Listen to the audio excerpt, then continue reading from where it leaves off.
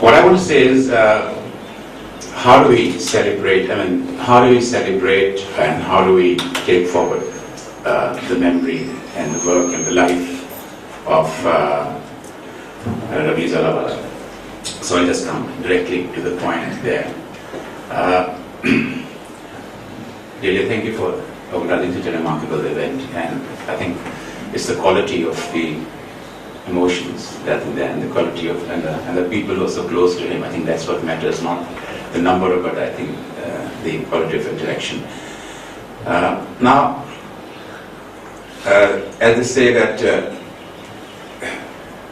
to do justice to the life of RAMIZ MEMORIal, and that came to me at that time that, you know, his life does not end here.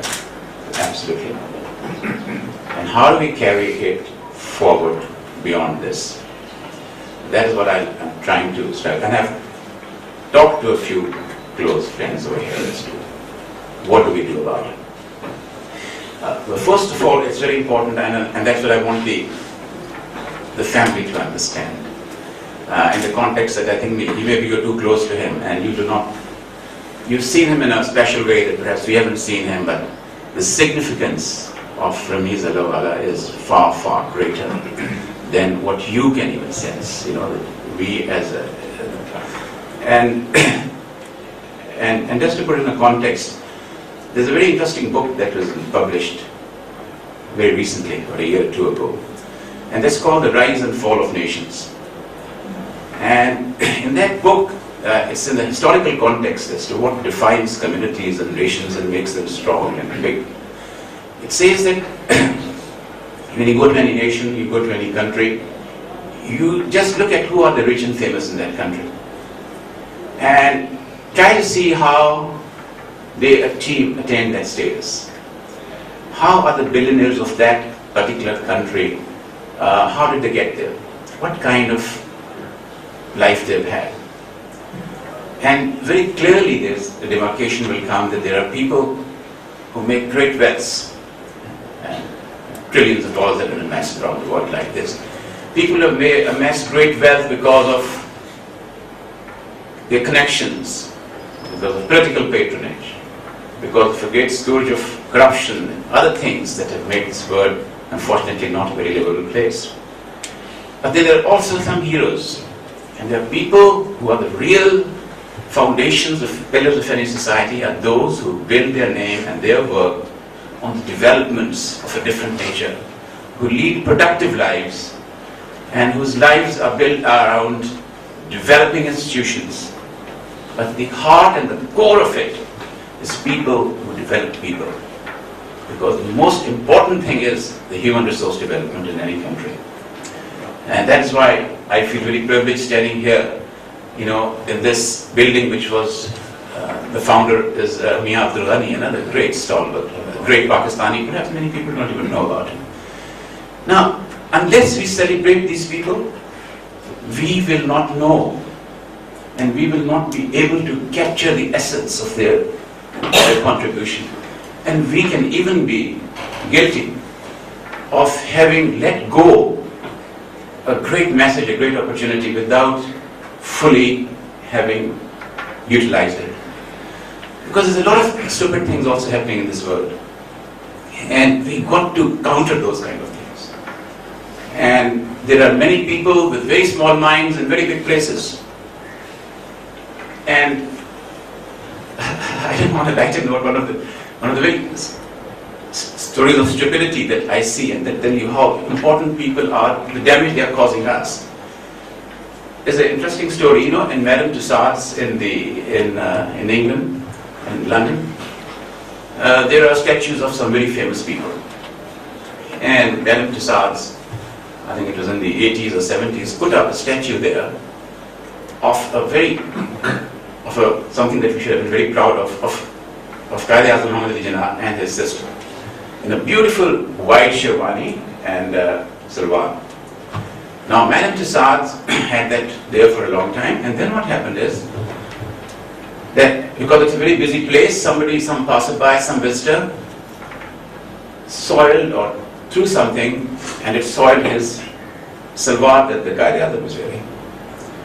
So the management of Bairam Prasad, when they saw that such a statue and the salwar had been soiled, didn't know whom to contact. They contacted the Pakistani High Commissioner in London. Now this is something you can research, this is a historical thing. And they wrote to the Pakistan High Commissioner that, here we are, your country's founder, we want that you should replace this particular garment because we do not have any way of doing it. Now this, whoever the man was, he didn't know how to handle this.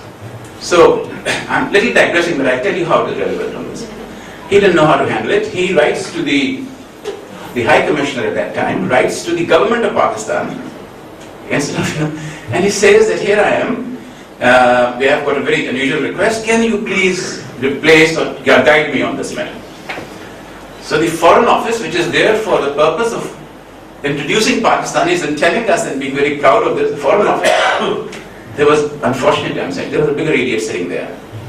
You know, what he did, he writes, there's something so unusual, one founder of nations, so he writes a note to the President of Pakistan. And he says, what do I do with this situation? Something that he wants to do. And the President of Pakistan at that time happens to be General Zia-ul-Haq. And General Zia-ul-Haq writes on that note that, but in Islam, these things are not there. No statues are allowed in Islam. The management of Bairam Prasad was then faced with either having a stained, dirty salwar or having him without the salwar. They just removed him. And generations of Pakistanis, the generations that are living, our children, are not introduced to the world by default, by our own shortcomings. So what I'm saying is sometimes we do not realize how important these things are. And we have to introduce who Pakistan is. So here is RAMIZ Alawala, is a person who straddles across cultures. Karen, you bring a very special flavor in his life, your children. All the things that he said is something that we are not only proud, but there's a lot of learning for our future generations, something to be proud and to carry forward. So I think that is where I feel that we need to do something about it. We need to carry it forward. Today I asked Daily at a very late hour, I said, all the person should get is get Sharmeen Chinoy to this place. She should attend this, she should know it. She's an Oscar winner, she's a Pakistani, she's a well-known. She writes about things about Pakistan. Why shouldn't she celebrate Pakistan's great sons? These are the people, ordinary people doing ordinary things. It's not what they are, it's the ideas they express and the way they do it. And how much they've inspired and motivated thousands of people that perhaps they do not know. So I think that is a very important legacy and a very important responsibility for all of us to see that his legacy is, it's not an end, it is the beginning. That's what I think. Thank you.